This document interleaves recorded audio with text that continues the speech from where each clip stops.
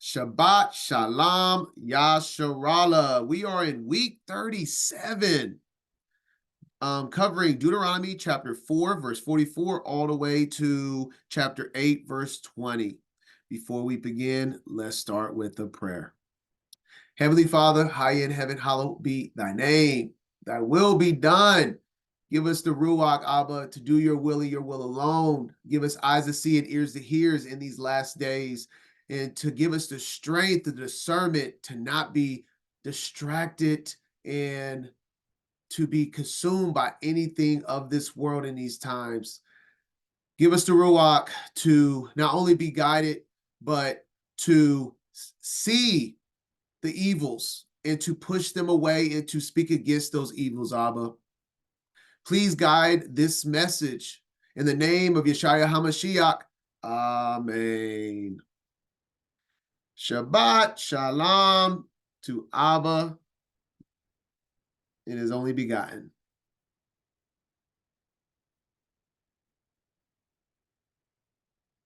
All right, let's share screen and let's get started on this Torah portion.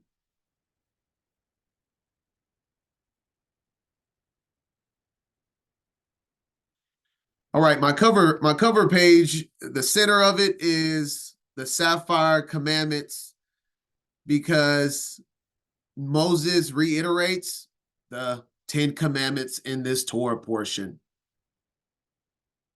Starting off at the end of Deuteronomy chapter 4, and I left off this because, as you see right here in the title that at least the KJV gave it, this is the law. And that's mostly the center of this study, is the law. He reiterates the law and he makes it clear that we should not go worshiping other gods. That gets you to forsake his commandments. All right, so I'm just going to read 44 to 49, and it'll lead us right into the beginning of Deuteronomy chapter 5. This is the law which Moses set before the children of Yasharallah. These are the testimonies and the statutes and the judgments which Moses spoke unto the children of Yasharallah after they came forth out of Egypt, on this side Jordan, in the valley over against Beth Peor, in the land of Shihan, king of the Amorites, who dwelt at Heshbon, whom Moses and the children of Israel smote after they were come forth out of Egypt. And they possessed his land in the land of Og, king of Bashan, 2 kings of the Amorites, which were on this side Jordan, towards the sun rising.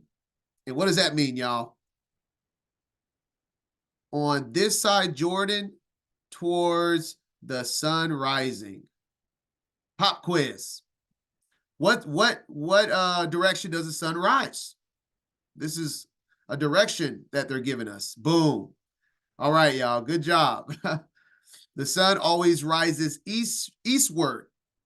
It doesn't always rise exactly east, but it will rise either northeast or southeast. One or the other. So, another pop quiz while we on it. Keep y'all on y'all toes here. In spring and summer, is the sun northeast or southeast? In the spring and summertime, is the sun rising more northern east or southern east? That's what I'm talking about. Northeast is the answer. Northeast. We got to remember, if it's summertime or when it's the warmest time of the year in the northern hemisphere, then that means the sun is present. Then that means the sun's more north than east in the summer and spring, or the spring and summer. All right. All right, just keep you on your toes, making sure we're understanding the luminaries because it's important. Well done. All right, so when we read these things, these are what we're supposed to be comprehending when it says, which were on the side Jordan towards the sun rising. So that means eastward. It's on the east side of the Jordan River. From Aurora, which is by the bank of the river of Arnon, even on to Mount Zion, which is Hermon, and all the plain on this side Jordan eastward. It even gives us the answer. Even unto the sea of the plain, under the springs of Pisgah. All right, so this is the position where they are currently at on the east side of Jordan before they cross over. Because remember, Moses doesn't cross over the Jordan. So this is on the east side of Jordan before they cross over, when Moshe is reiterating the Torah and the Ten Commandments, as we see right here at the top of Deuteronomy 5. All right, that being said, I'll let the audio reader take this. We'll be reading verses 1 through 21. Let's begin. Deuteronomy 5. And Moses called all Israel, and said unto them, Hear, O Israel, the statutes and judgments which I speak in your ears this day, that ye may learn them, and keep and do them. The Lord our God made a covenant with us in Horeb. The Lord made not this covenant with our fathers, but with us, even us, who are all of us here alive this day. The Lord taught with you face to face, in the mount out of the midst of the fire. I stood between the Lord and you at that time, to show you the word of the Lord. For ye were afraid by reason of the fire, and went not up into the mount, saying, I am the Lord thy God, which brought thee out of the land of Egypt, from the house of bondage. Thou shalt have none other gods before me. Thou shalt not make thee any graven image, or any likeness of any thing that is in heaven above, or that is in the earth beneath, or that is in the waters beneath the earth. Thou shalt not bow down thyself unto them, nor serve them. For I, the Lord thy God, am a jealous God, visiting the iniquity of the fathers upon the children unto the third and fourth generation of them that hate me, and showing mercy unto thousands of them that love me and keep my commandments. Thou shalt not take the name of the Lord thy God in vain, for the Lord will not hold him guiltless that taketh his name in vain. Keep the Sabbath day to sanctify it, as the Lord thy God hath commanded thee. 6 days thou shalt labor, and do all thy work. But the seventh day is the Sabbath of the Lord thy God. In it thou shalt not do any work, thou, nor thy son, nor thy daughter, nor thy manservant, nor thy maidservant, nor thine ox, nor thine ass, nor any of thy cattle, nor thy stranger that is within thy gates, that thy manservant and thy maidservant may rest as well as thou. And remember that thou wast a servant in the land of Egypt, and that the Lord thy God brought thee out thence through a mighty hand, and by a stretched out arm. Therefore the Lord thy God commanded thee to keep the Sabbath day. Honor thy father and thy mother, as the Lord thy God hath commanded thee, that thy days may be prolonged, and that it may go well with thee in the land which the Lord thy God giveth thee. Thou shalt not kill, neither shalt thou commit adultery, neither shalt thou steal, neither shalt thou bear false witness against thy neighbor, neither shalt thou desire thy neighbor's wife, neither shalt thou covet thy neighbor's house, his field, or his manservant, or his maidservant, his ox, or his ass, or anything that is thy neighbor's. All right. So this is clearly Moses, once again, saying the Ten Commandments, giving his own second witness. Torah is giving his own witnesses to reconfirm what directions we should be given. And let me see here. All right, so the Ten Commandments starts from verse 6 to 21. And just to give the precept, we know that he is repeating the Ten Commandments, which were in Exodus 20. All right. You pretty much go from verse 1 to 17, which is exactly what it ends with, talking about thy neighbors, coveting thy neighbor's possessions, is exactly where we leave off here. I mean, verbatim, ends with the same exact word because it's the same exact message. Okay. So if you just want to write that note in, this is Exodus 20, 1 through 7 is where we're at. And then just wanted to, I have my display picture, so just want to throw these notes that we already went over in Exodus, but why we have the 10 Commandments on sapphire stone. So many people have it on regular stone, but when we read the full understanding of where he's getting this stone from, it's from his throne, which we see in Exodus 24:10. And they saw Elohim of Yasharallah. There was under his feet as it were a paved work of sapphire stone, and as it were the body of heaven in his clearness. And the second witness in Ezekiel chapter 10, verse 1. Then I looked, and behold, in the firmament that was above the head of the cherubims, there appeared over them as it were a sapphire stone, as the appearance of the likeness of a throne. So the throne of the Most High is sapphire stone. And I mean, of course, his heavens and everything of this world, you think he's not going to be like decked out? Like this is his creation. Just like when we read New Jerusalem is nothing but precious jewels and stones and gold, top notch.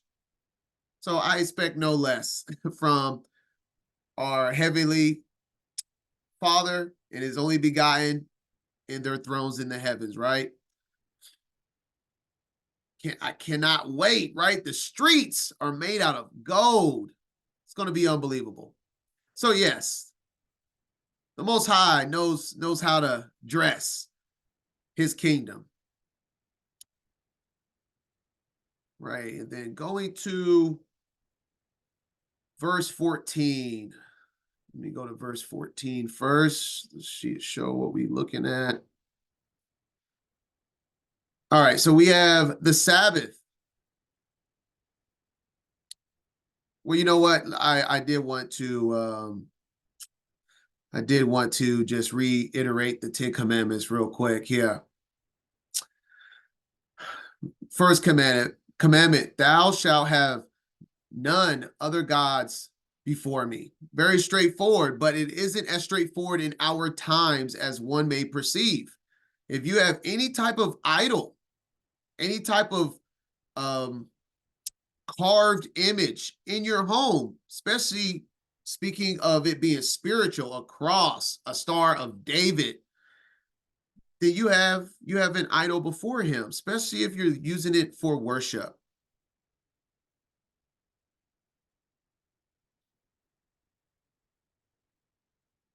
And that's where the second commandment comes in. Thou shalt not make thee any graven image or any likeness of anything that is in heaven above, or that is in the earth beneath, or that is in the waters beneath the earth.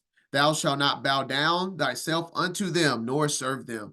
And we just went over this in the last week's Torah portion. He told us that you didn't see me at Mount Sinai. When I spoke to you, you heard, but you did not see any image. And he straight up told us he didn't give us an image to see so we wouldn't go and make an image. I mean, man, could that had been any clearer? He didn't give us an image to see him so we wouldn't go and make a graven image. And graven means carved, something that is carved that takes shape. I have no idea where people get certain ideas of the meaning of biblical points, like a graven image. Some people really think a graven image is certain particular things, like, oh, he was talking about this. No, a graven image is just anything that takes form in a spiritual aspect. Anything. It's not something that you can pick and choose. The golden calf was a spiritual object that they carved. It's a graven image. The cross is a spiritual object that has been carved. It's a graven image. The Star of David or Remphan, graven image. All of these that have taken shape and is carved. And boom, yes, Tracy, we walk by faith, not by sight. We don't need to touch and feel something for it to be real. We walk in the Ruach.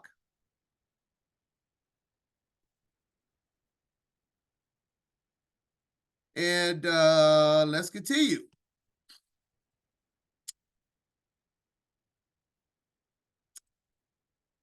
The third commandment, verse 11, thou shalt not take the name of Ahaya, thy Alahai, in vain. What does that mean? That means don't say, it doesn't mean, oh my God. First and foremost, God is in a name, it's a title, and it's a very weak English title, okay? Um, it's not what that means. I know, man, we've been indoctrinated very badly, but let me tell you the true meaning of this. And I'm not, if you want the precepts and all of this, then you can go to the Torah portion, Exodus 20. I'm just reiterating because obviously the Torah wants us to reiterate it. But I go thoroughly over the 10 commandments in the Torah portion of Exodus 20. I'm just throwing that out there. I'm just reiterating all of it. The taking his name in vain is saying you're doing something in his name, or that you are a vessel in his name. That's taking his name in vain. If you say, hey, I'm a prophet of the Most High, I'm doing this for him, and you're not, then that's taking his name in vain. You're using his name as a weapon. That's like the saying, if you done anything in vain, it's like you done it for no reason. So you're using his name as an authority for no real purpose of the kingdom. All right. That's what taking his name in vain means, which, many people do accidentally, which is why it's important where you gotta study to show thyself approved and make sure you're not doing these things.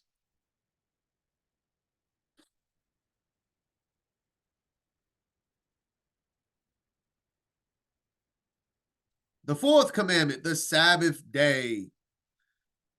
Keep the Sabbath day to sanctify it, as Haya the Elohim has commanded thee. 6 days thou shalt labor and do all thy work, but the seventh day is the Sabbath unto the Most High. And then, all right, so we're going to go over the work. We're going to see that thou shalt not do any work, thou, nor thy son, nor thy daughter, nor thy manservant, nor thy maidservant, ox, ass, etc., etc. And then in verse 15, he tells you, he gives you a reminder connecting it to the servants and your cattle. He says, remember that thou was a servant in the land of Egypt. So he's saying, even though you have manservants, they deserve rest just like you because you were once there. And his Sabbath day has been from the beginning. And just like they deserved a day of rest when they were servants, he's saying your servants deserve a day of rest as well. If you notice that connection right after he talks about your livestock and your man and your maidservants, he reminding his people that, hey, you were once in their position. Don't act like they don't deserve that day of rest like you were begging for in the land of Egypt. And then we're going to look into the connection of the days that have been sanctified. As we just read here, keep the Sabbath day to sanctify it. So all the days of Sabbaths are days that have been sanctified. There's not, well, let's go into it. We looked and we see that in Leviticus 23, we have all the Moedim, the appointed times of the year. And then particularly we're talking about Yom Teruah, Feast of Trumpets here. Speak unto the children of Israel, saying, in the 7th month, in the first day of the month, shall ye have a Sabbath. a rest, a memorial of blowing of trumpets, and holy convocation. Ye should not do no servile work therein, but ye shall offer an offering made by fire unto the Most High. So we see that we have the Feast of Trumpets is a Sabbath, like all the appointed times are. Even the new moons, in the context of Scripture, same description as a Sabbath, a day of rest. And then we have do no servile work. What does this really mean? No servile work therein. Let's look into that.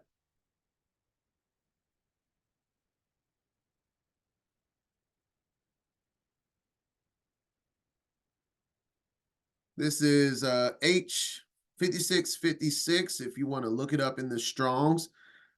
For servile, and is labor, service, work, servant, slave, work of any kind, act, bondage, bond servant. All right, so pretty straightforward, right? Let's continue to look. We're going to come back to these definitions, but we're going to go up to another Moedim, the Feast of Unleavened Bread. We have the first day and the seventh day of the week of unleavened bread, and they both are Sabbaths, holy convocations with no servile work, the same exact description as we see with Feast of Trumpets. And so, understanding all of this, we connecting all the dots of what we're looking at here. So we have servile, the death, we went over to servile, and then we see the root of servile. Then we have manservant. Manservant is almost like, it's pretty much a man putting into work.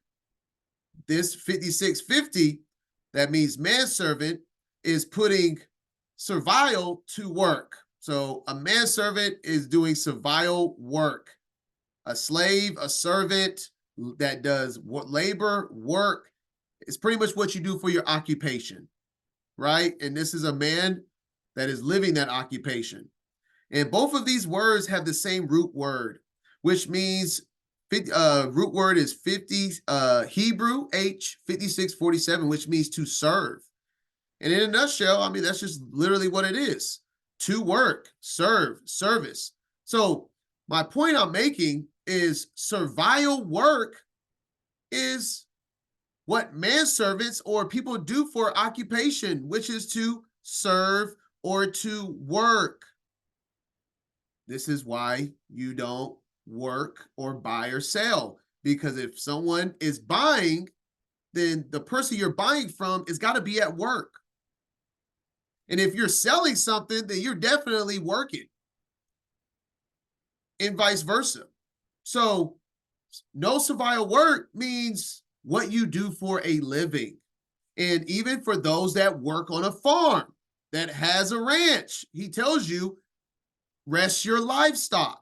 Everything you do for a living, from what you do on the land to what you sell, and then in modern day time, I mean, we could do stuff on the computer nowadays, right? But that is covering everything in its full capacity. So no servile work is just, don't do what you do for a living, or things that could be done for a living. Like, I mean, you could do things that you don't technically do for a living, but you just say, oh, well, it's not my job. But we know what work is, what occupational work is, what plowing land, doing things, farming things. We know what work is and what is not work.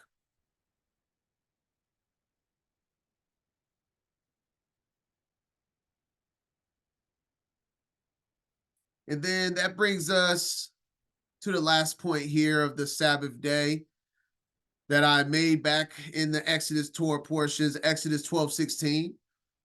So we see that Moedim is called a Sabbath, and it gives the same description: holy convocation, no servile work. We have the same description, holy convocation, no servile work. This is what is all being applied. And then for the same, this is for unleavened bread. In Exodus 12:16, we say in the first day, holy convocation, and the seventh day. Is what we're getting from right here. Unleavened bread. No manner of work shall be done in them. So no manner of work, save that which every man must eat. That only may be done of you. So whatever you need to do, we're not talking about preparation for what you need to eat, buying from the store, going and collecting from your garden. That should be done beforehand. But if everything is prepped in your home, prepared, then you can make what you need to make for your family to eat. That does very clear because it says no manner of work, no servile work. Cooking obviously isn't servile work. All right.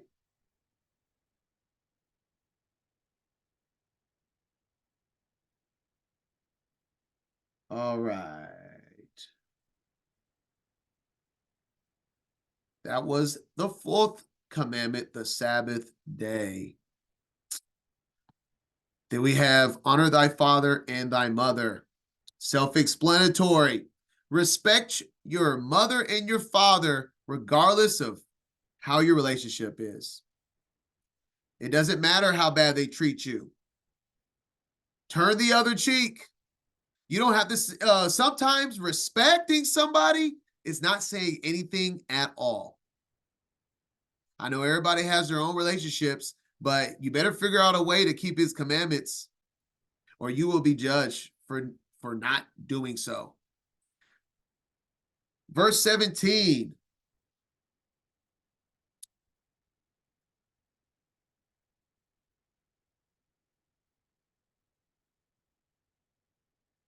Oh, yeah, I'll come back to that. Verse 17. Thou shalt not kill. So we spoke about this in Exodus 20.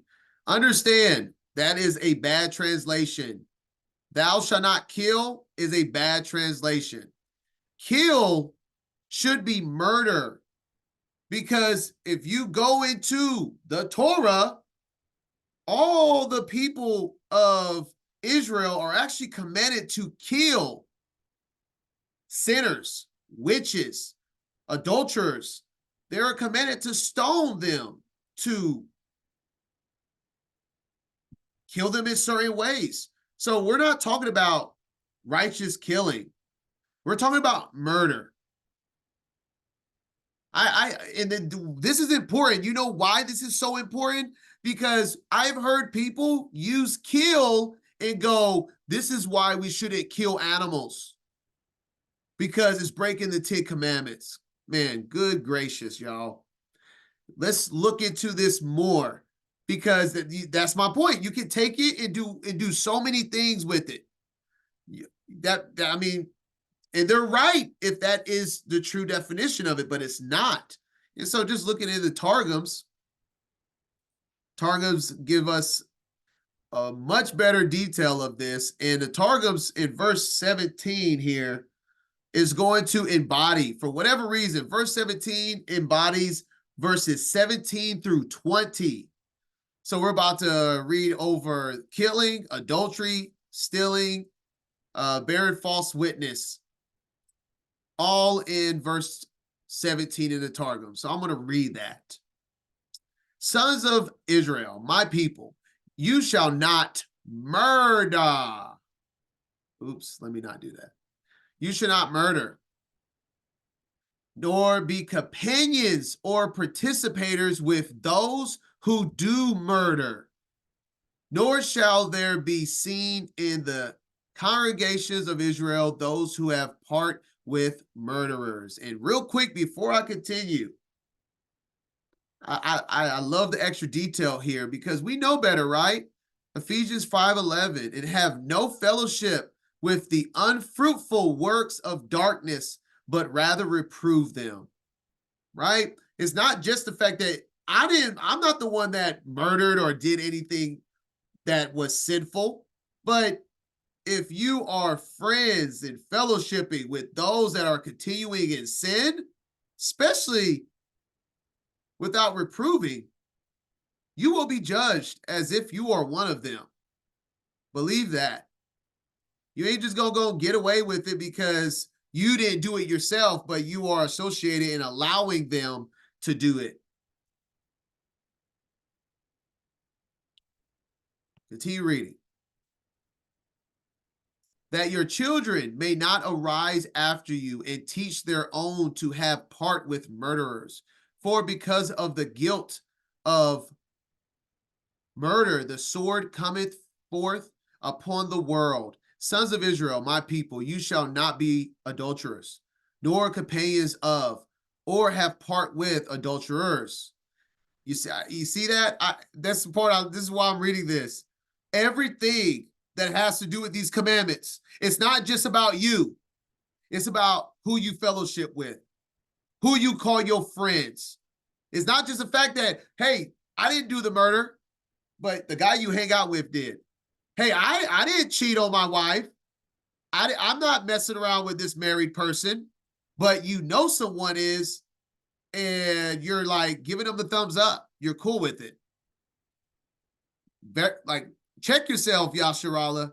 Check yourself. If you have someone in your life that you haven't reproved and you're just allowing them to live in sin and you are their friend, check yourself. Neither shall there be seen in the congregation of Israel those who have part with adulterers, that your children may not arise after you and teach theirs also to be with adulterers. For through the guilt of adulterers, the plague cometh forth upon the world. Sons of Israel, my people, you shall not be thieves, nor be companions, nor have fellowship with thieves, nor shall there be seen in the congregation of Israel those who have part with these. For because of the guilt of robberies, famine cometh forth on the world. Sons of Israel, my people, you shall not bear false witness, nor be companions or have fellowship with bearers of false testimony. Neither shall there be seen in the congregation of Israel those who have part with false witnesses. So if you're not the one lying, but you continuously are associated or watching someone lie to folks and you're not reproving, you're not calling them out, check yourself, Yasharala. For because of the guilt of the false witnesses, the clouds arise, but the rain does not come down. And I think that's supposed to be death cometh on the world. All right. Just want to make sure we're not thinking because we're on the sideline watching people sin that we can get away with it. So watch the company that you keep is the message from this verse.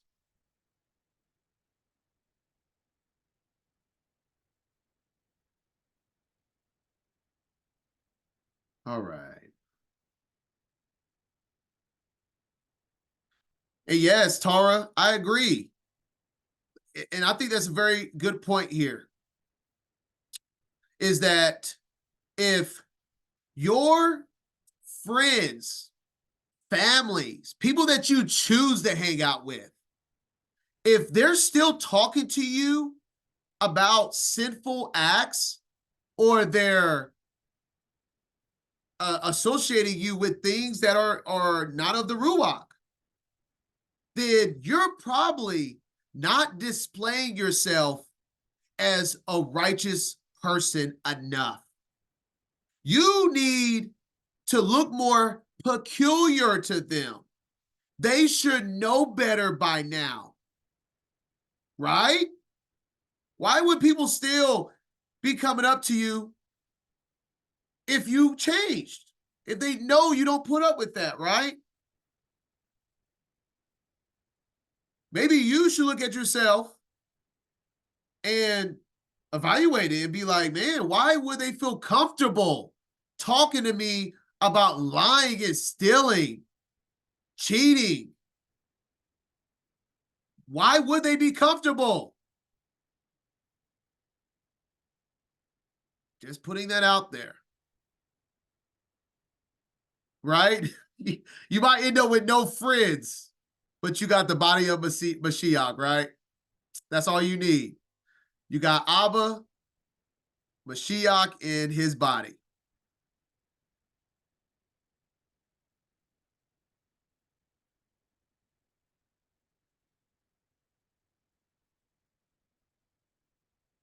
All right. Yeah. Let me see.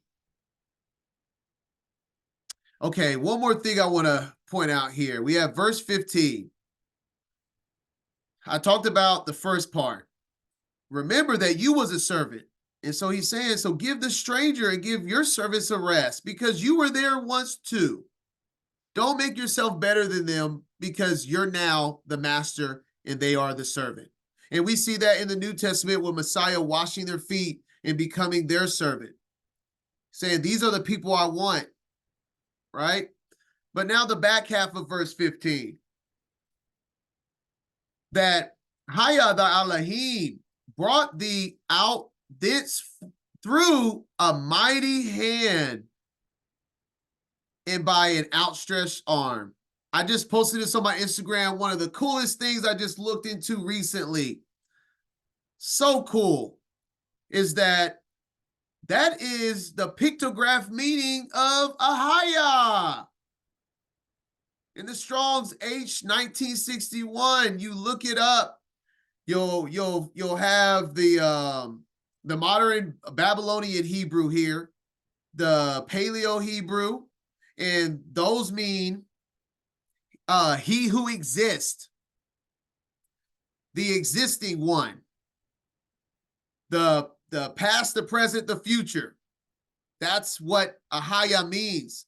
But there's a deeper meaning when we go into the pictograph, the ox, the man with the hands lifted, which means behold, the outstretched arm. So we go into this here. We see it right here. We have the breakdown. We have the ox, which means strong power leader. We have the outstretched arms, a man with arms raised, look or behold.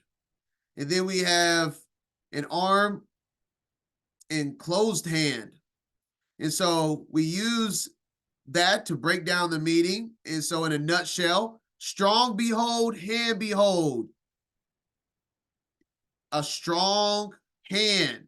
Behold the strong hand, if I'm putting that in an English sentence. So Ahaya in the pictograph means behold the strong hand.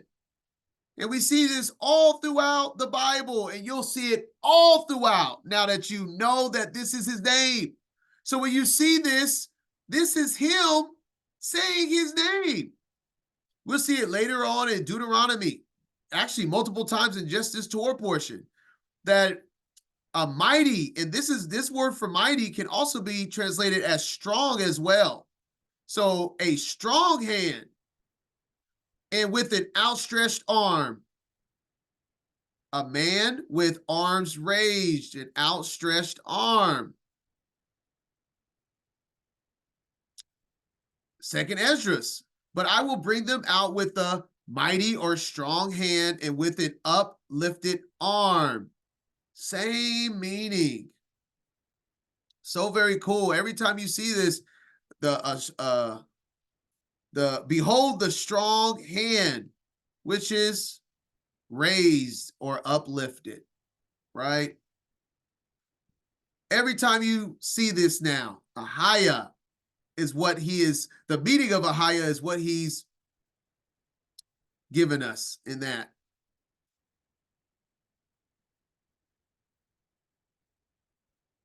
And I wanted, let me see, verse 15. Oh, because in the KJV here, it says by an outstretched arm. Just showing here, it can also be translated, see, by a strong hand, not just mighty, a strong hand and an uplifted arm. Look at this, a strong hand and an uplifted arm. Say what? A strong hand, and just from the pictograph, uplifted, arm raised. So very cool.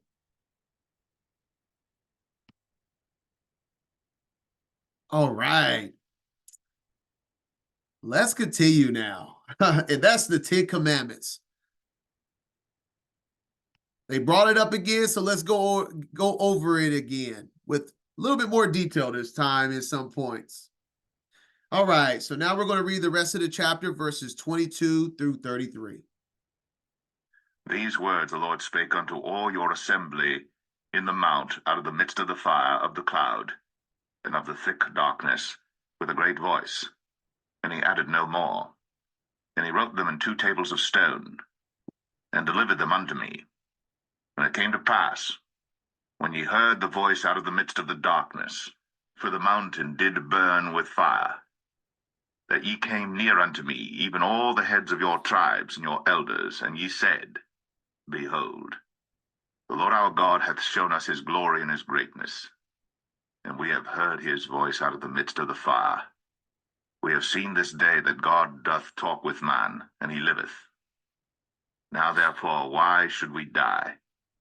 For this great fire will consume us. If we hear the voice of the Lord our God any more, then we shall die. For who is there of all flesh that hath heard the voice of the living God speaking out of the midst of the fire, as we have, and lived?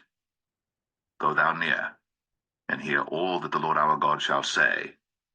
And speak thou unto us all that the Lord our God shall speak unto thee, and we will hear it and do it. And the Lord heard the voice of your words, when ye spake unto me. And the Lord said unto me, I have heard the voice of the words of this people, which they have spoken unto thee. They have well said all that they have spoken. Oh, that there were such an heart in them, that they would fear me, and keep all my commandments always, that it might be well with them, and with their children forever. Go say to them, Get you into your tents again. But as for thee, stand thou here by me, and I will speak unto thee all the commandments, and the statutes, and the judgments, which thou shalt teach them, that they may do them in the land which I give them to possess it. Ye shall observe to do therefore as the Lord your God hath commanded you. Ye shall not turn aside to the right hand or to the left. Ye shall walk in all the ways which the Lord your God hath commanded you, that ye may live, and that it may be well with you, and that ye may prolong your days in the land which ye shall possess. All right. And everything from verses 22 to 33 was a recap of Exodus 19, 15 through 25. We see just little points. Let me see here.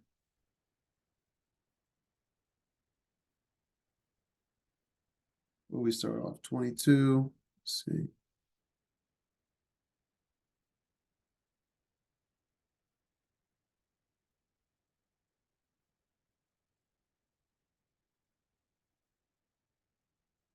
Where is it at?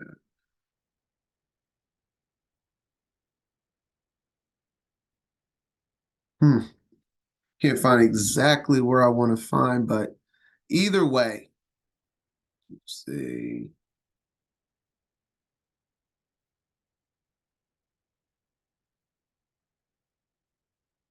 Either way, this is the talking about the thick darkness and with a great voice. We see in Exodus 19 when they first approached the mount, and the Most High tells them, and he said unto the people, Be ready against the third day, come not at your wives. And it came to pass on the third day in the morning that there were thunders and lightnings and a thick cloud. Talking about the thick cloud of darkness we just reading. Talking about, yeah, there we go. In the midst of fire and of the cloud. Upon the mountain, the voice of a trumpet exceeding loud, so that all the people that was in the camp trembled.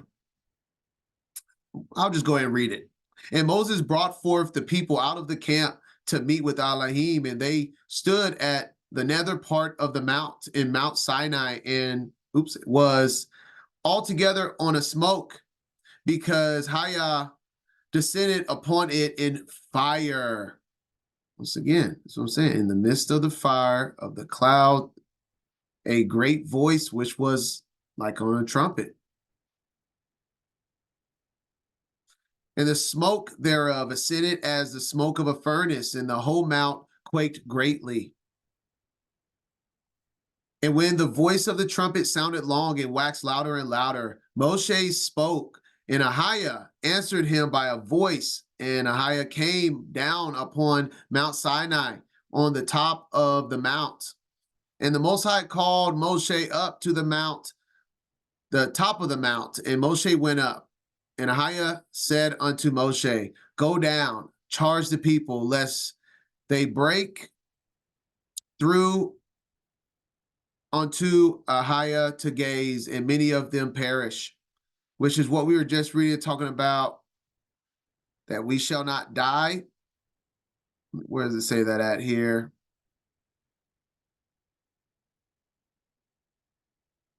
There we go. Now, therefore, why should we die? For this is great fire will consume us. If we hear the voice of the Most High anymore, then we shall die.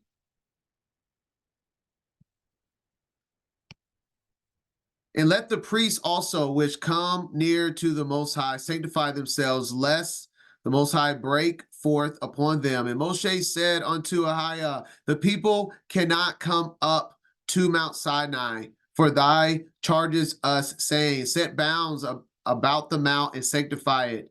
And the Most High said unto him, Away, get thee down, and thou shalt come up, and thou and Aaron with thee, but let not the priest and the people break through to come up unto the Most High, lest he break forth upon them. So Moshe went down unto the people and spoke unto them.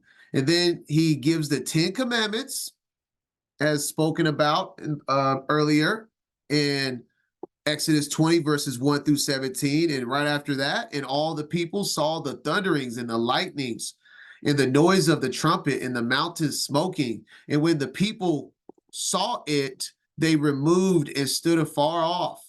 And they said unto Moshe, Speak thou with us, and we will hear. But let not the Most High speak with us, lest we die. Who's playing? Who's playing with the art here? One second. Let me delete this. Thank you. Lest we die, which is what we just got done talking about.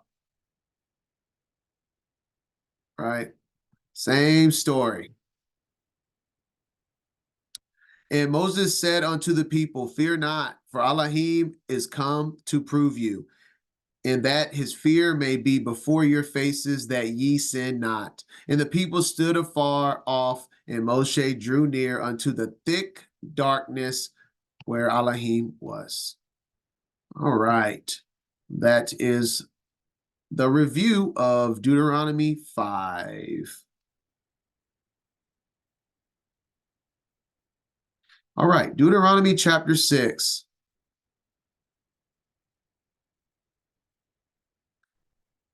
Let's read. We're going to break it in half. We're going to do verses 1 through 9, then verses 10 through 25. Let's begin. 6. Now these are the commandments, the statutes, and the judgments, which the Lord your God commanded to teach you, that ye might do them in the land whither ye go to possess it, that thou mightest fear the Lord thy God, to keep all his statutes and his commandments, which I command thee, thou and thy son, and thy son's son, all the days of thy life, and that thy days may be prolonged. Hear therefore, O Israel, and observe to do it, that it may be well with thee, and that ye may increase mightily, as the Lord God of thy fathers hath promised thee, in the land that floweth with milk and honey. Hear, O Israel, the Lord our God is one Lord, and thou shalt love the Lord thy God with all thine heart, and with all thy soul, and with all thy might. And these words which I command thee this day shall be in thine heart. And thou shalt teach them diligently unto thy children, and shalt talk of them when thou sittest in thine house, and when thou walkest by the way, and when thou liest down, and when thou risest up. And thou shalt bind them for a sign upon thine hand, and they shall be as frontlets between thine eyes. And thou shalt write them upon the posts of thy house and on thy gates. And this is what I was talking about before the study began. And thou shalt teach them diligently unto thy children, and shalt talk of them when thou sittest in thy house, and when thou walkest by the way, and when thou liest down, and when thou risest up. This is what Hasatan is. He's trying to get you to do anything but this, y'all. Anything but talking about the Most High, walking like Mashiach walked, keeping the Father's commandments. That's what we got to be diligent on right now.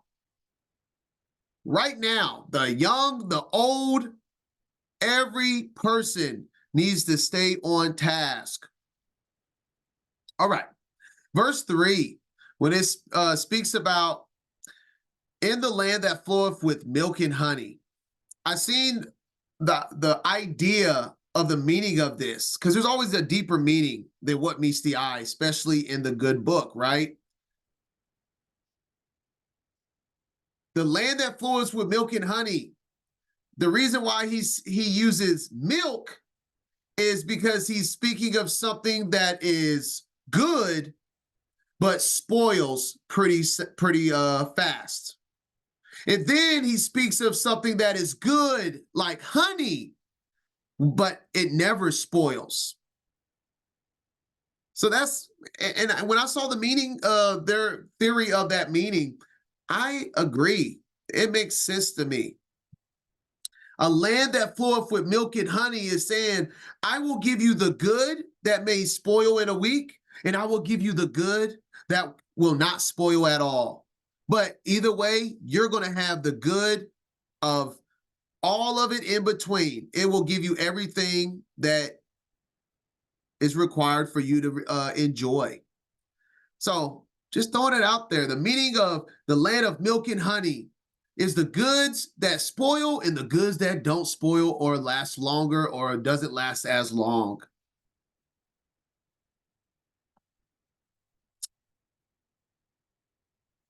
All right, now verse 8.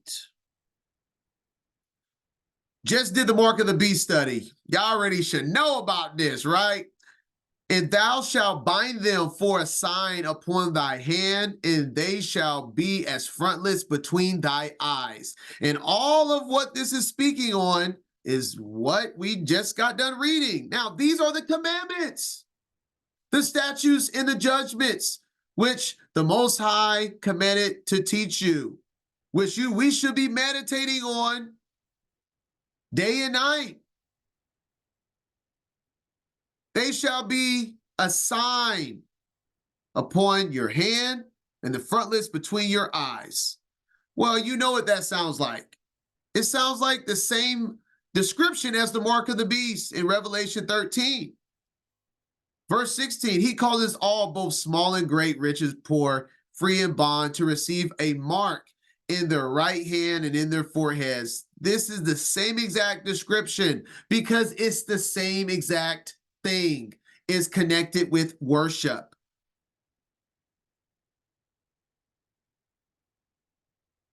And that worship, the frontlets between thy eyes or thy forehead, symbolizes what is in your mind, what you believe. And then your hands is your works. What you believe will produce your works. That's why we are justified by our works, because it's proving that we believe in him. There's no such thing as saying, I believe in something, and then everything you do shows the opposite, and that still be illegitimate. Right?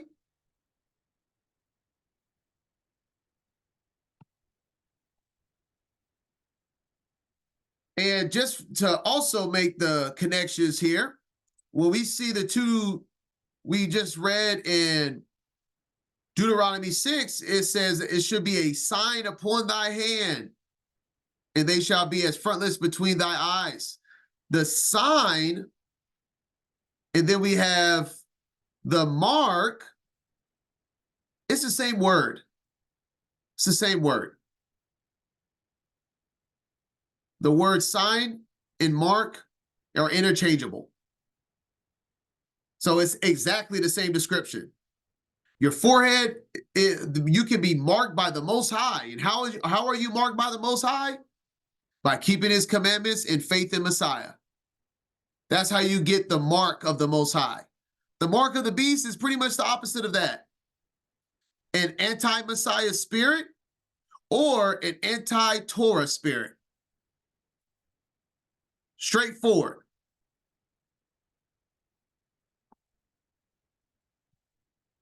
But I know we just got done with the Mark of the Beast study for those that's watching these in real time. So very easy review. But for those, I'm going to mention it for those that are new or haven't watched it, just in case this is new to you. Connecting some dots to anyone and everyone. And then last verse right here, verse 9. And thou shalt write them upon the posts of thy house and on thy gates. So if we take this literal, which maybe we should take this literal, that we should write his commandments upon the posts of thy house and on thy gates. And you know what? I'm about to show you mine. This is where you get the mezuzah. What's a mezuzah? Mezuzah in Hebrew literally means the doorpost or the gatepost. It's pulled from this very verse. The post of thy house. If you look into the post of thy house, the Hebrew word here, it's mezuzah. Right here. Oops. That's what you get. And it's a doorpost or a gatepost. And there's many different ones you can look up. Y'all know the deal. Watch out for the synagogue of Satan's added doctrine and symbolism, star of Remphan and all of that. But if you haven't done this to your home, this is my doorpost right here. This is what I have on mine. And usually they, have some artwork, and this is actually the commandment right here written on this one. This is the commandment we're reading on right now in Deuteronomy 6. I'll zoom in. See, they actually have that. And then behind it, within this post, they have it, the 10 Commandments written in Hebrew here. And so you nail this, screw this into your post. You put this behind it, and that is your mezuzah. Just make sure you take out the leaven from Judaism if you're looking for these online. And I have one on my doorpost, but you know what? I have a gate.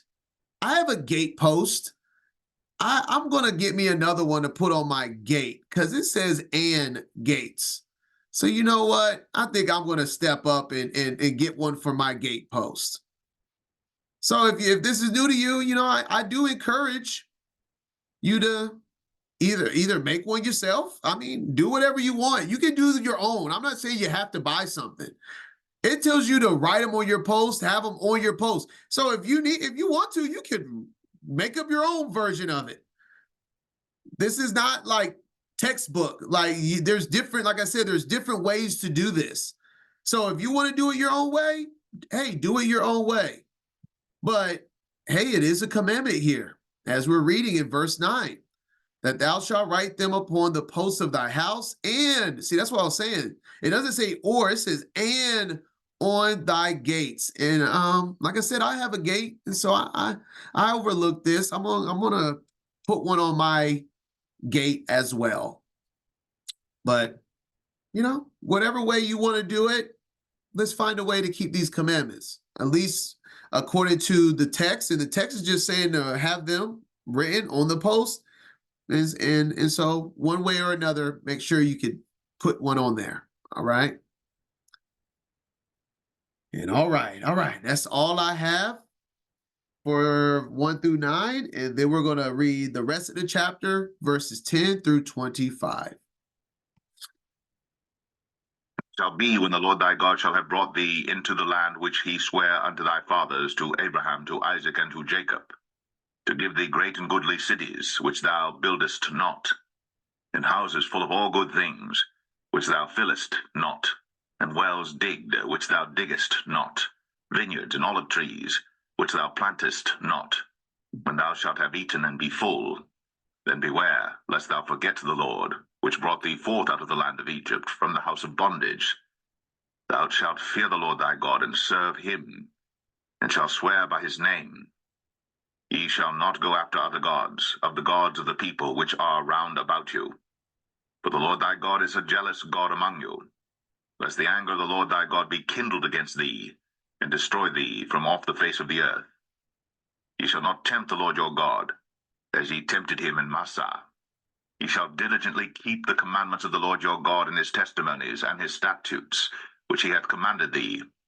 And thou shalt do that which is right and good in the sight of the Lord, that it may be well with thee, and that thou mayest go in and possess the good land which the Lord sware unto thy fathers, to cast out all thine enemies from before thee, as the Lord hath spoken.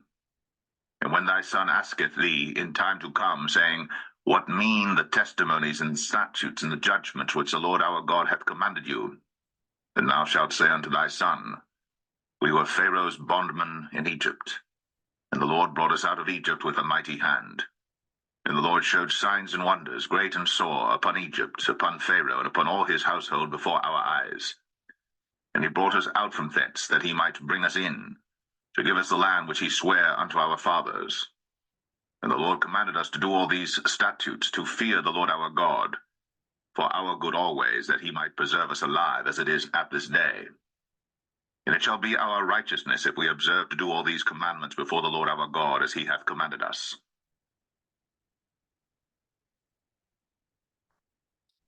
And I can wrap up the rest of this chapter with one verse. Or I actually have two verses, but technically one. Ecclesiastes chapter 12, verse 13 and 14. Let us hear the conclusion of the whole matter. I mean, that's pretty much in a nutshell what was the rest of the chapter speaking on. To fear the Most High and keep his commandments, for this is the whole duty of man. For Ahia shall bring every work your hands, the produce of your hands, into judgment with every secret thing, whether it be good or whether it be evil. And that is chapter 6 of Deuteronomy.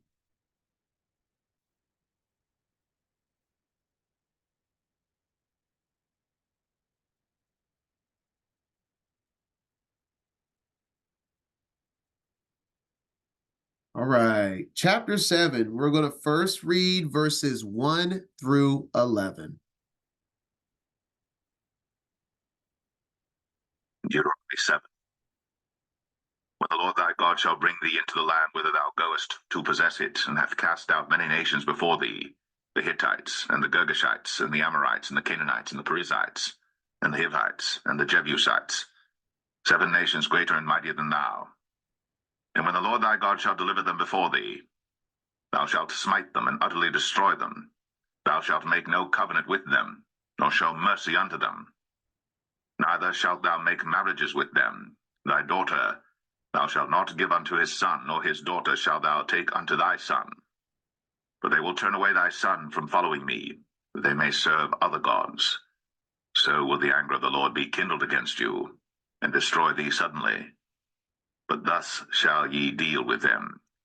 Ye shall destroy their altars, and break down their images, and cut down their groves, and burn their graven images with fire. But thou art an holy people unto the Lord thy God. The Lord thy God hath chosen thee to be a special people unto himself, above all people that are upon the face of the earth. The Lord did not set his love upon you, nor choose you, because ye were more in number than any people, for ye were the fewest of all people. But because the Lord loved you, and because he would keep the oath which he had sworn unto your fathers, hath the Lord brought you out with a mighty hand, and redeemed you out of the house of bondmen, from the hand of Pharaoh king of Egypt. Know therefore that the Lord thy God, he is God, the faithful God, which keepeth covenant and mercy with them that love him and keep his commandments to 1,000 generations, and repayeth them that hate him to their face, to destroy them. He will not be slack to him that hateth him. He will repay him to his face. Thou shalt therefore keep the commandments and the statutes and the judgments which I command thee this day to do them. It will forever just blow my mind how people still want to try to say we shouldn't keep the commandments. This is what everything's about, right? Everything that we're reading that separates his people from the world is only one thing, is keeping his commandments. That's it. Literally, that is it. Without the Israelites keeping the commandments, they are a regular normie in the world, pagan.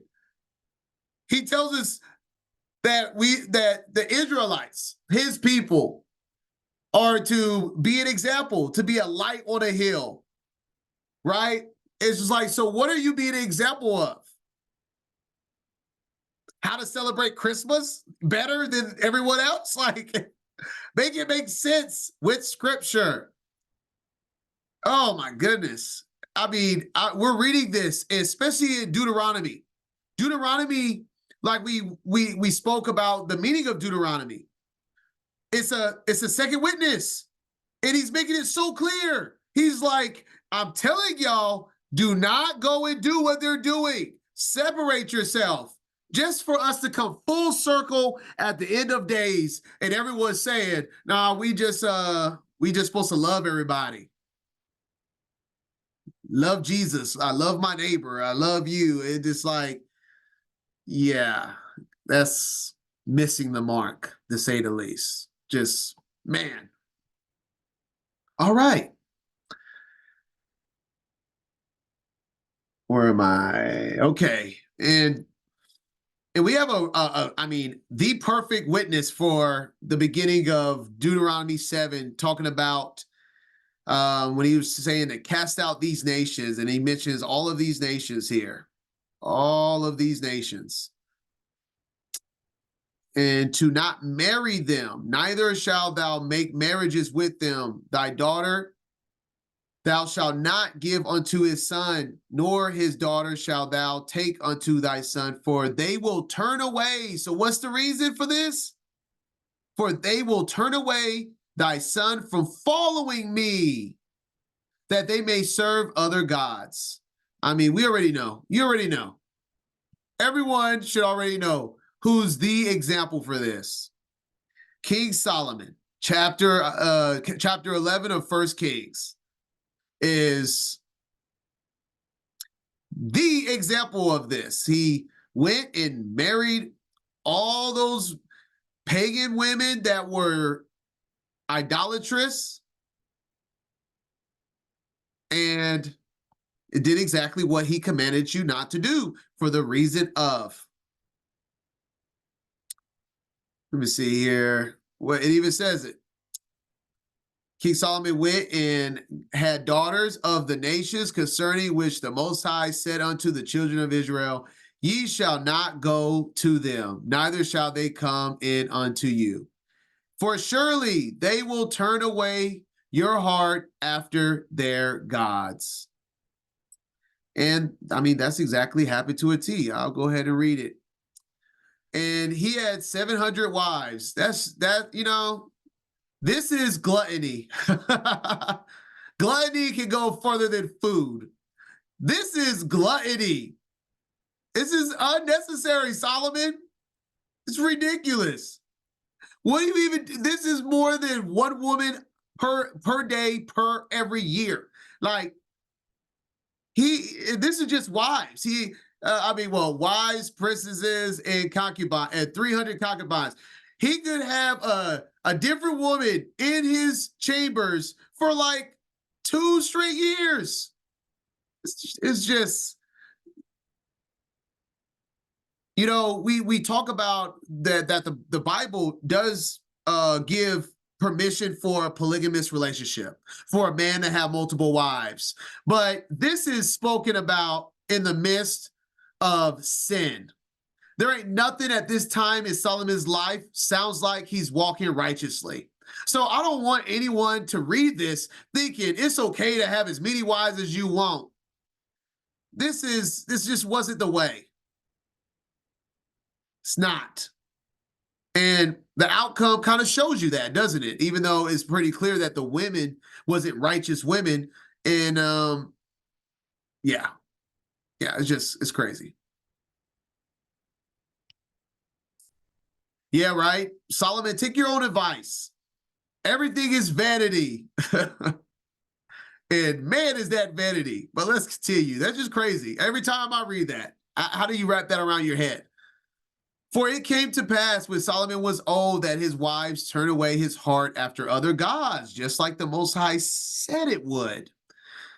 And his heart was not perfect with the Most High, as was the heart of David his father. For Solomon went after Ashtaroth, the goddess of the Zidonians, and after Milcom, the abomination of the Ammonites. And Solomon did evil in the sight of Hiah, and went not fully after the Most High as did David his father. Then Solomon built an high place for Chemosh, the abomination of Moab, in the hill that is before Jerusalem, and for Malach, the abomination of the children of Ammon. And likewise did he for all his strange wives, which burnt incense and sacrifice unto their gods. So in modern day time, you have people out here telling folks, oh, someone's black. Someone's these black people shouldn't be with white people. White people, da da da da da, and other races. First and foremost, these were not based on race. These were based on nationality. So let's understand that. These is based on nationality and who they worship. There's plenty of examples, one in particular of Ruth being a Moabite. But Ruth is a part of Messiah's bloodline. She is the great grandmother, is it great or great, whichever, the great grandmother of King David himself. So this is not ever speaking of race. Race is made up. Race is made up. Literally, all of these nations at this time were black. All of them. Even the Edomites. They were black. Even Esau himself went and had wives that were from the land of Canaan. Black women. Children for sure was brown and black looking people. So I'm just saying race is not real. It's based on nationality and the belief of those individuals of that nationality. But that doesn't mean that a Moabitess woman can't break that nationality curse, the generational curse, and be grafted into Israel. So in modern day time, it isn't based on race. It's based on who you serve. It's always been who you serve. Because that's the entire point, was that the wives would turn your heart to their gods. But if y'all serve the same Elohim, then that sounds like a righteous union.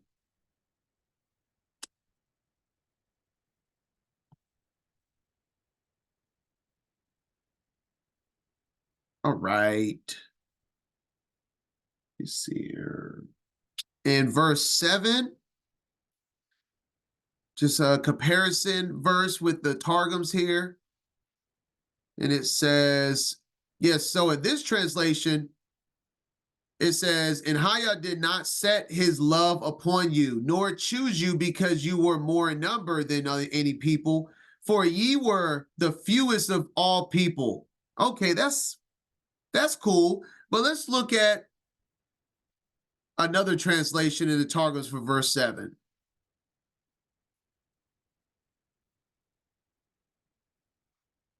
And thou shalt unfold unto what am I?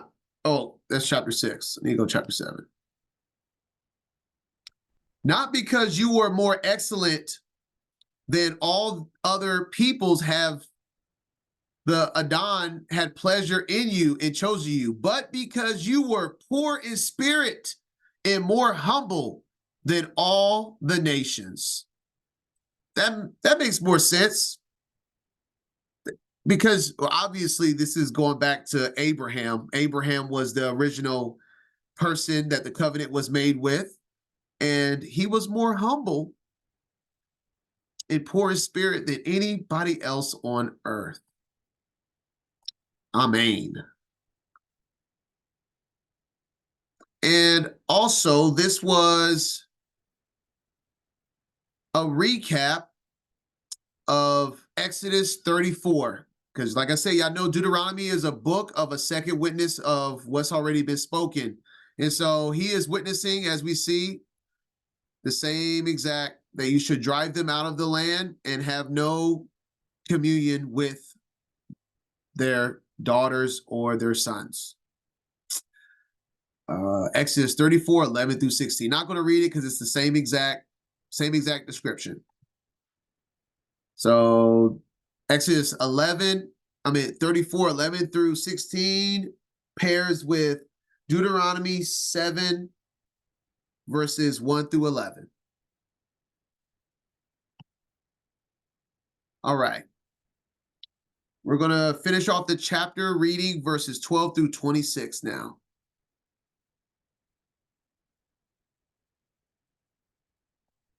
Wherefore it shall come to pass, if he hearken to these judgments, and keep and do them, that the Lord thy God shall keep unto thee the covenant, and the mercy which he sware unto thy fathers. And he will love thee, and bless thee, and multiply thee.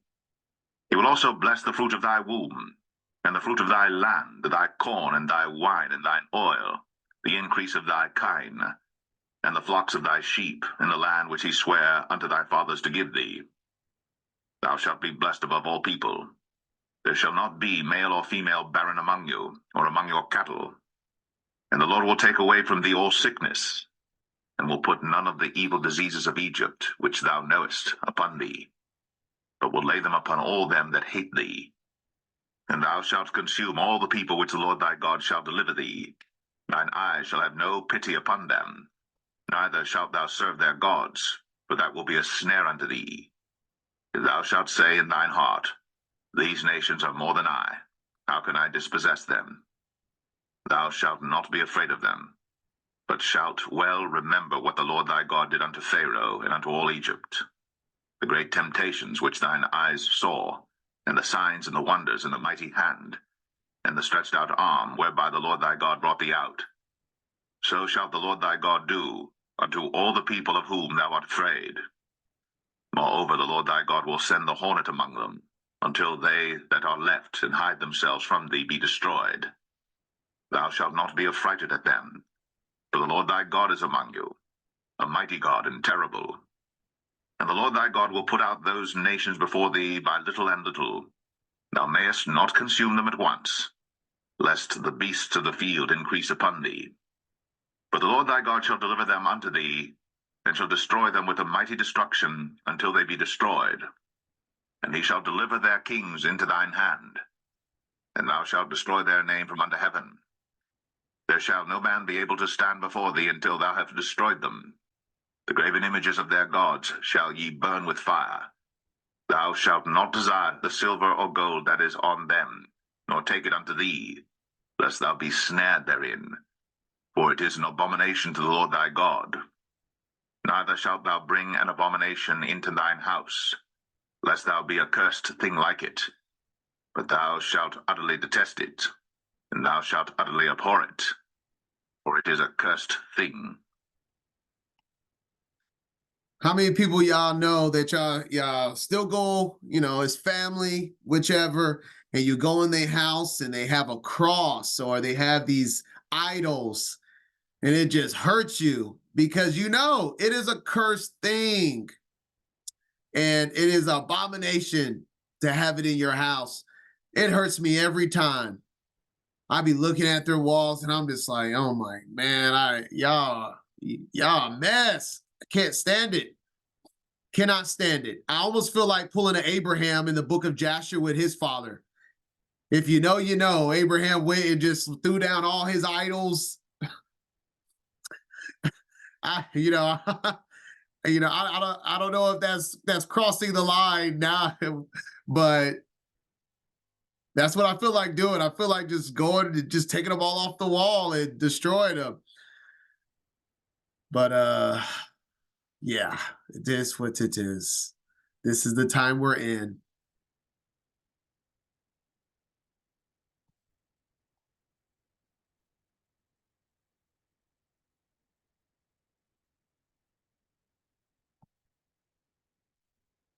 Let me see here. All right. So, I mean, in a nutshell, he's telling you, you don't mess with these idols. And just in a nutshell, don't mess with them, destroy them. Don't pick up a cool golden idol and be like, hey, this is kind of cool. I'm going to take this home. Same thing nowadays. We can find something that to the eye may look cool, but then we're like, hold on. This is a carved idol. This is an image. It's not cool. Just because it's pretty, a precious stone. Don't fall for it. It's a trap. And then let's go up. Let me see where we started off in verse 12. Okay, let me see here. Going down, and he's saying, you keep his commandments and you hearken to his judgments. That in verse 15, that the Most High will take away from thee all sickness. It will put none of the evil diseases of Egypt, which thou knowest upon thee. Say what? All sickness. All.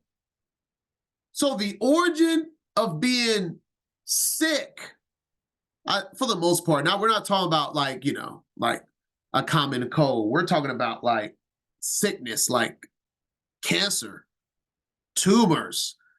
Well, even talking about we're talking about a sicking curse in the Torah of what's the leprosy,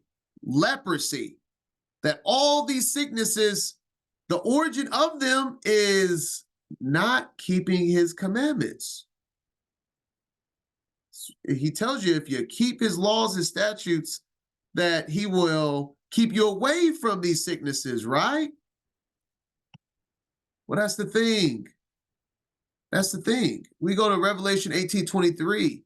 And the light of a candle shall shine no more at all in thee, and the voice of the bridegroom and of the bride shall be heard no more at all in thee. For thy merchants were the great men of the earth, for by thy sorceries were all nations deceived. And we many should know this by now. I have a full study on it, but like I said, just for if it's for one person that have never connected these dots, the sorceries, the word sorceries here, the definition, when we look into the Greek here, that is from the manuscript, is pharmakia, whichever. It means medication or pharmacy, is translated as sorcery or witchcraft. So the irony is that the Most High tells you how to heal yourself, which we can heal ourselves through the herbs. He's given us the seed-bearing herbs of the earth to consume, which is, clearly written in the very first chapter of the Bible. And then he also tells us to keep the commandments. So if we keep the commandments and we are not doing sorceries in witchcraft, then it will keep us from getting sick. And that's the whole point, is that what we call medicine from the pharmacy is actually witchcraft and sorcery.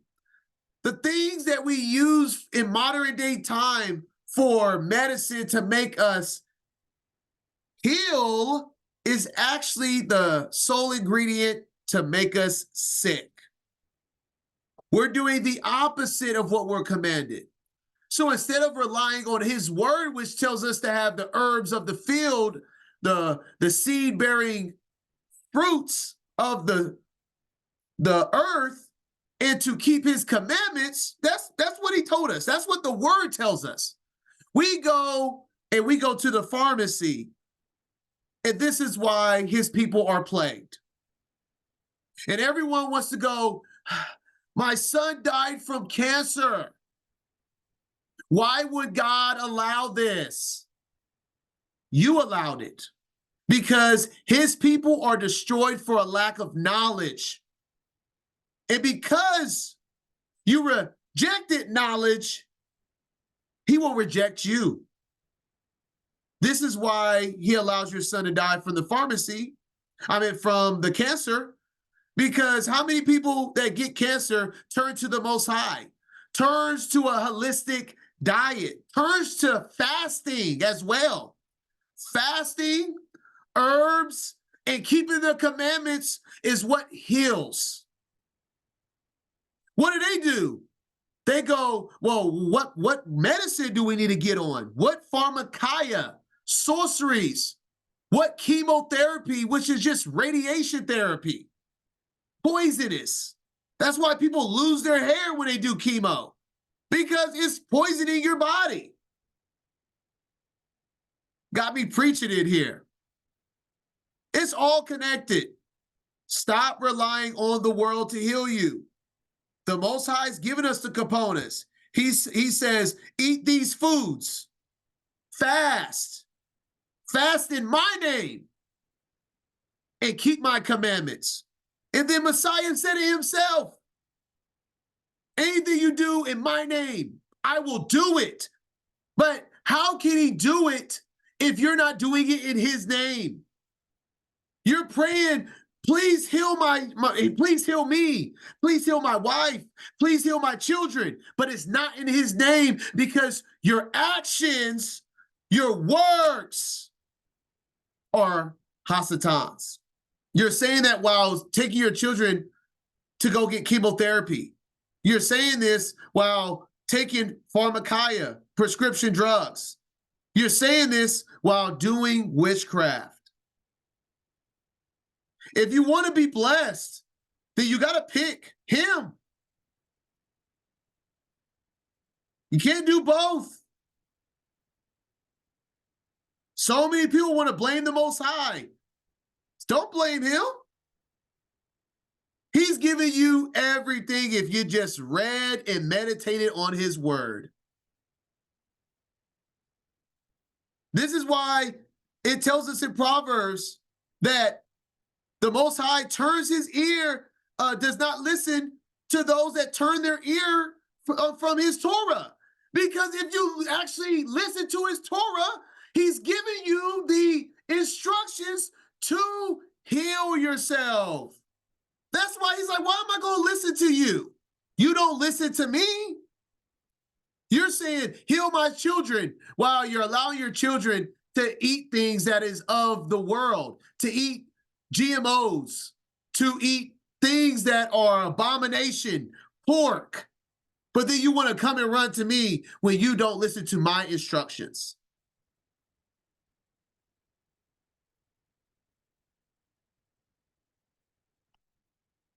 Boy, align yourself with the word and stop making excuses.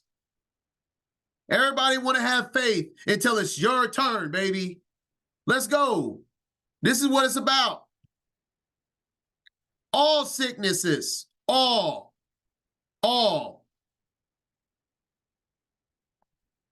He's giving you the components.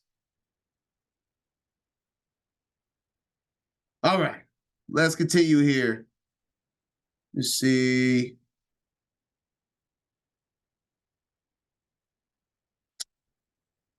And in verse 22, to finish the chapter, let me see. I'm going to do a comparison in Targums for verse 22. And Haya thy Elohim will put out those nations before thee by little and little. Thou mayest not consume them at once, lest the beasts of the field increase upon thee. So, you read, the whole point of these Torah portions is to understand every single thing that is written in the Bible, right? At least, well, in the Torah. That's the whole point. So what does this mean? And then, so I read things and I look, and then the Targum actually breaks this down. So why does it mean, hey, we're not going to put out all the nations at one time. We're going to do it little by little, unless the beasts of the field increase upon thee. What exactly are they talking about here? And the Targum actually makes it make sense. It says, but the Adon your Alahai will make these nations depart from thee little by little. You may not destroy them at once, lest the beasts of the field multiply against you when they have come to devour their carcasses. Now that makes sense.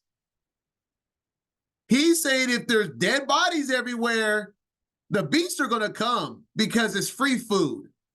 So we're not going to destroy all of them. We're going to destroy them little by little, or you will be overtaken by beasts of the land. So just putting that in context for y'all.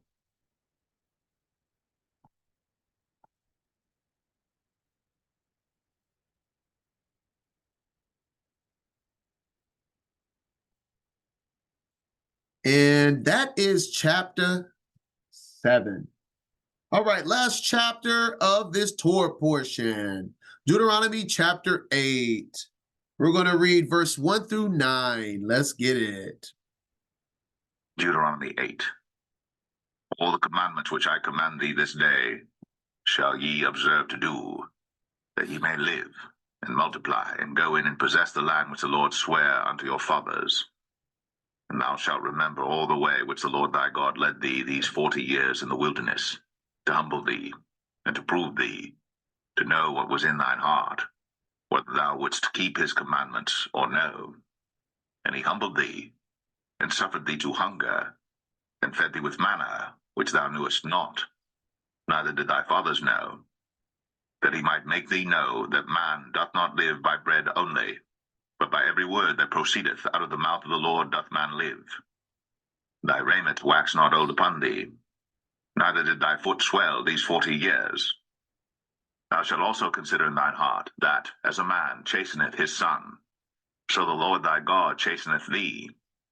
Therefore thou shalt keep the commandments of the Lord thy God, to walk in his ways, and to fear him.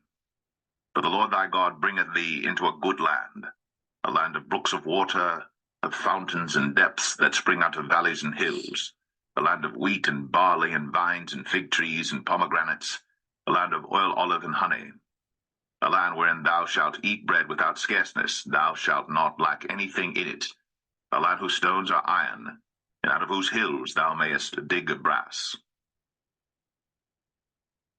All right, 1 through 9 here. Want to point out right here in verses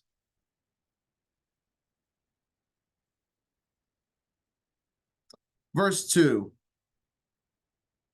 And thou shalt remember all the way which the Most High, the Elohim, led these 40 years in the wilderness, to humble thee and to prove thee, to know what was in thy heart, whether thou wouldest keep his commandments or no. It's funny because so many of us, we talk about, the second Exodus, being in the wilderness, et cetera, et cetera. And so many people connect the wilderness with like absence of electricity, that is maybe camping out in the wilderness like they're doing. But the wilderness, the true meaning of the wilderness is to see if you will actually keep his commandments. Everybody want to prep for food. Everyone want to prep to make sure you can start a fire. Y'all think the Most High is going to favor you because you have the money and the resources to have all these possessions? You think you're going to be favored more because you can buy things in preparation? The entire book is about the poor, the humble, and everyone thinks they can save themselves. It's not saying that it's not okay to store food for the famine like Joseph did. I'm not saying it's not okay for that. I'm saying the absolute priority of the wilderness is to squeeze every individual into temptations and testing to see if you're actually going to keep his commandments. It's not about who has the most food, who's better prepped.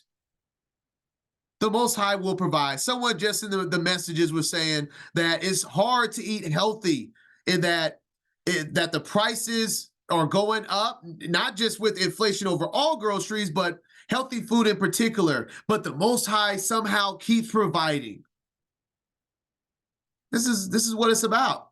It's not about what you have. It's about what you are going to be doing, which is going to allow the Most High to provide.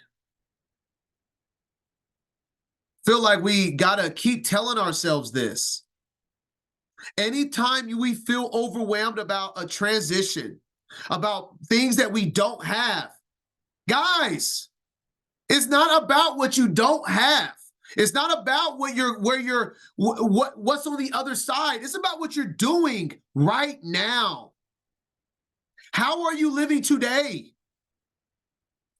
Everyone's worried about the end is the end here? Man, what if you die today? Worry about today.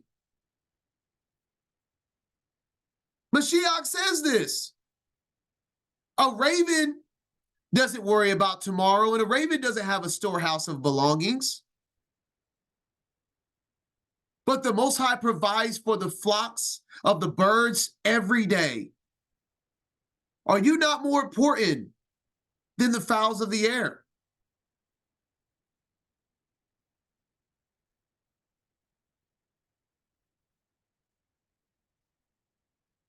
I see all the good stuff in the messages. Amen. Amen.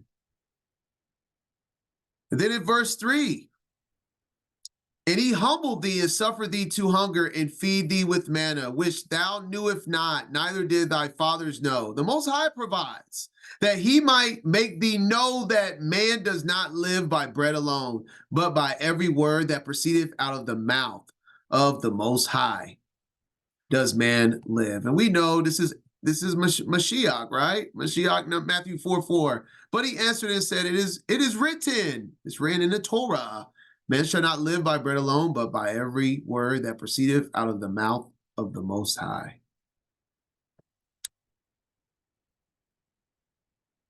And then in verse 5, thou shalt also consider in thy heart that as a man chastens his son, so Ahiah, thy Elohim, chastens thee.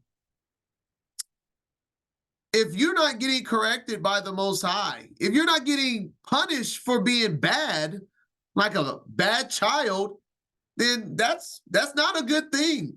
You want the Most High. You want, when I pray at times, I tell him, if I'm messing up, like, you let me know. Like, give me a good pop. Like, let me know I'm messing up. Get my attention. You want that. If you're not getting that, then how are you really going to get correction, especially when it's going to be subtle? These are going to be subtle because they're of the Ruach. This is not of the physical, the flesh. This is not a person that's going to grab you and give you a spanking, right? Some of these are going to be real subtle corrections that maybe can come through another person, can come through a Bible study, can come through a Torah portion.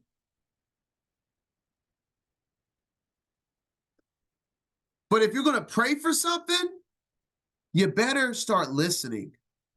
Feel like that's a disconnect. People pray, but then they don't wait and listen. Make sure you're in tune with the Ruach if you're going to pray for something in the Ruach. Or a dream. So many ways the Most High can communicate with us. And continuing with this, we see in Proverbs 13, verse 1, a wise son heareth his father's instruction, but a scorner heareth not rebuke. And then in verse 24, talking about chastening his children. He that spareth his rod hateth his son. Talking about a full-on spanking. Spankings are biblical. But he that loveth him chastens him betimes. This given correction is biblical. And in Proverbs 10:17, he is in the way of life that keepeth instruction, but he that refuses reproof errors. So don't pray to be reproved and then close your ears when someone shows you something. Now, of course, it's going to be the churchianity people of the world and all the bad doctrine, but I say this all the time for myself. I say this all the time, is that the Most High knows me. The Most High knows me better than me, right? He knows me inside and out. He remembers everything that I can't remember of my life. I speak to Abba and I'm like, he show me the way you show me so I know it's from you and that the message is clear for me. The Most High is not going to send you a message that's too far above your comprehension. He's going to give it to you the way that you can at least accept the deliverance and the idea of it, but you accepting the doctrine and the message is on you. But he's going to give it to you the way he knows you can comprehend it. It's on you to take that message and reprove yourself.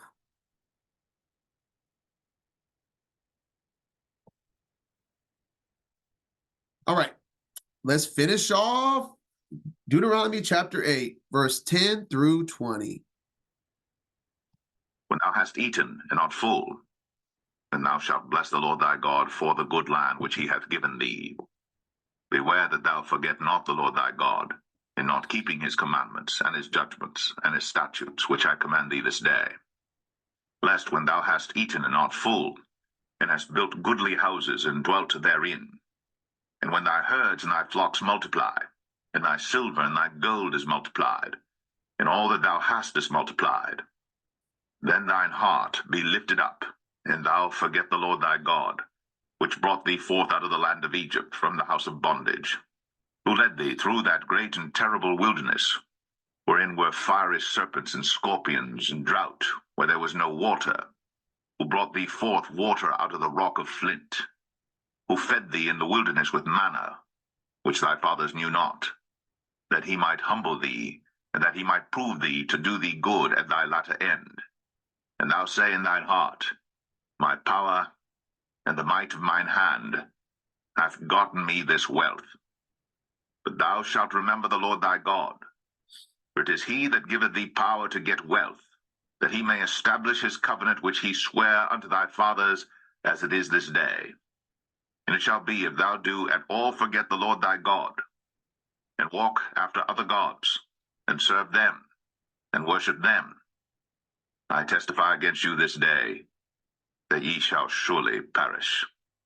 As the nations which the Lord destroyeth before your face, so shall ye perish, because ye would not be obedient unto the voice of the Lord your God.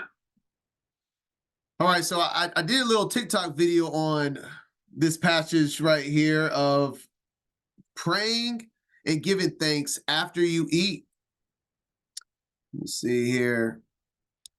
When thou hast eaten and art full, when then thou shalt bless Ahaya da Alahai for the good land which he has given thee. Because obviously the food that they just ate came from the good land, right? That's what he's saying. Give thanks for the food that you have received from the good land. And then the whole point of this is what this life is about. Do not think anything that you have acquired has come to you because of your works and your works alone. The Most High provides always, always. And he tells us why we should give thanks, because so many of us are raised to just it's nothing wrong with giving thanks before, but to give thanks and bless our Heavenly Father afterwards in acknowledging him after you are full. Because once you are full and satisfied, people forget him. How many of us were awakened during a time of a very low, rundown, defeated time in our life?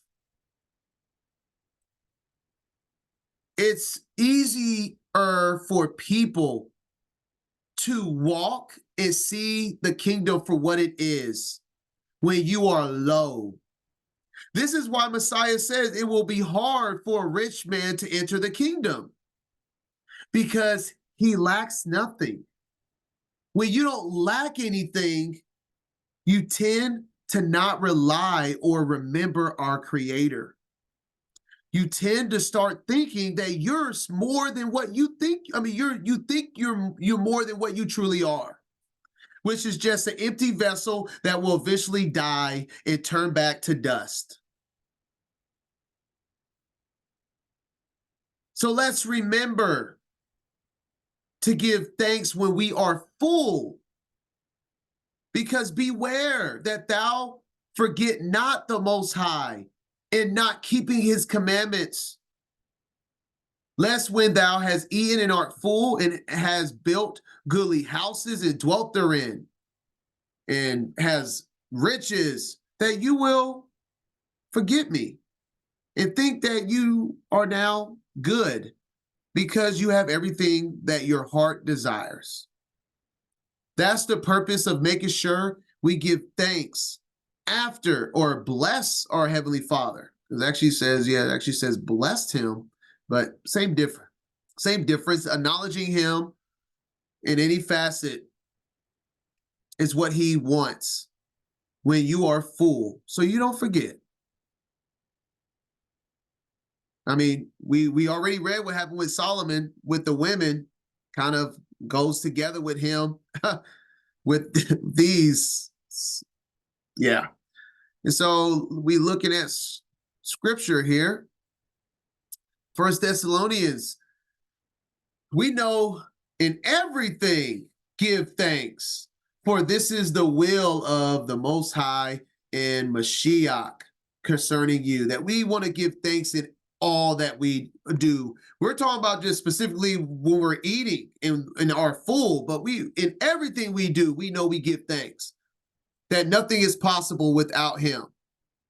And we see all these devils of the world with so many worldly possessions. We do not envy that. Why would we envy things of this world? Our works are kingdom riches. And it's not saying we're only working to get kingdom riches, but we know our labors, the labor that we do for the kingdom, we will not see that until the next life. Okay. And we also just acknowledging we give thanks in all. We see Messiah giving thanks before. And like I said, it's okay to give thanks before. He took the 7 loaves and the fishes and gave thanks and broke them. And the same thing at the other time with the fish, multiplying the fish and the bread. He took bread and gave thanks and broke it. Oh, well, this is actually at the Last Supper.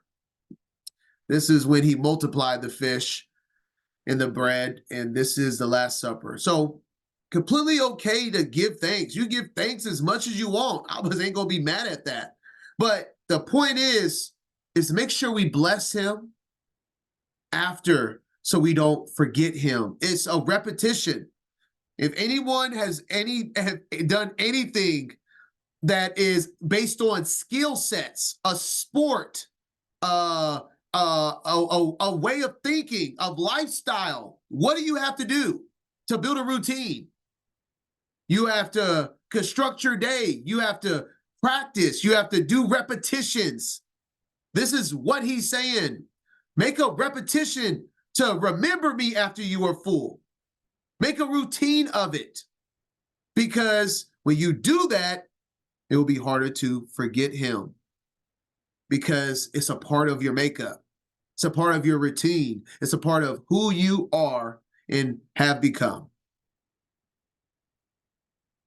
So yes, be disciplined. Be a disciplined disciple of Mashiach and walk as our Messiah walked, by keeping our Father's commandments, not staring to the left or to the right, and to not fall into pagan worship. And that's the thing about it too. A lot of people don't understand what the word pagan means. Pagan is a cultural or nation traditions. So if anything that is not of the Israelite culture, laws given to the Israelites, is pagan. Anything that is not from them, that means it's from the culture, a tradition of another nation. That's what paganism is.